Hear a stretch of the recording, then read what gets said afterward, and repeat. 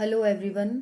कल मैंने आईपीओ पर एक वीडियो बनाई थी। आईपीओ क्या होते हैं, आईपीओ कितने टाइप के होते हैं, क्यों खरीदे बेचे जाते हैं, आईपीओ किसके द्वारा खरीदे बेचे जाते हैं। ठीक है, आज हम इस वीडियो में देखेंगे आईपीओ, एफपीओ, ओएफएस।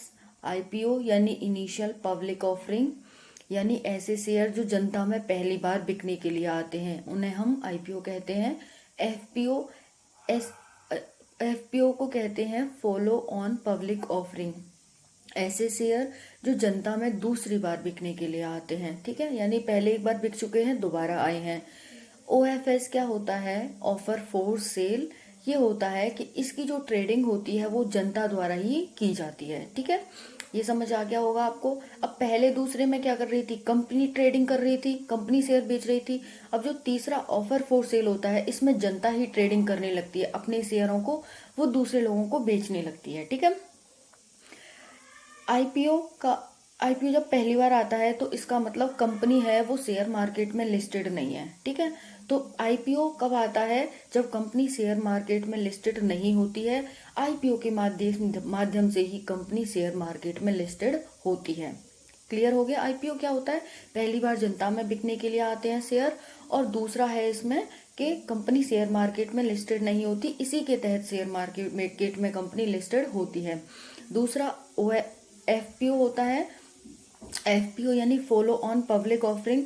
जैसे कोई कंपनी है, अब पहली बार तो वो बेच चुकी है शेयर मार्केट में लिस्टेड हो गई, उसने 10% शेयर बेचे, मान के चल लो आईपीओ के तहत। अब उसका मन कर रहा है कि मैं 5% शेयर और बेच देता हूँ, तो इसी को क्या कहेंगे हम, इसी को एफपीओ कहेंगे। ठीक है, यानी कि दूसरी बार जब शेयर बेचती है कोई भी कंपनी, लिस्टेड कंपनी होती है वो। ठीक है, अब ओएफएस क्या होता है, ऑफर फॉर सेल। इसमें क्या होता है, जनता ही ट्रेडिंग करती है, यानी कि जनता ही अपने शेयर को बेचती है।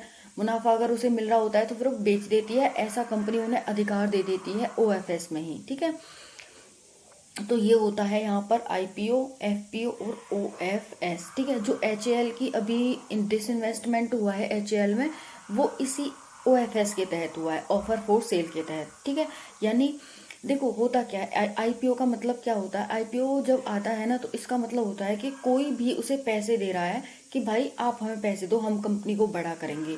लेकिन जब ये ओएफएस आता है ना, ऑफर फॉर सेल, तो इसमें कोई भी गारंटी नहीं होती कि भाई तुमने शेयर बेच दिया, अब तुम पैसे को लेकर कहीं जाओ, कंपनी में लगाओ मत लगाओ, कोई टेंशन की वाली बात नहीं है। ठीक है, तो ये ओएफएस में यही होता है। तो सरकार जो पैसा लेगी अब इसे वो अपनी तरह से खर्च करेगी, कोई ये नहीं है कि इन्होंने जनता को बेचा है तो जनता के अकॉर्डिंग वो पैसा खर्च करेगी। ठीक है, आई होप आप सभी को समझ आ गया होगा IPO, FPO, OFS. Thank you. समझ आया हो तो कमेंट सेक्शन में कमेंट करना।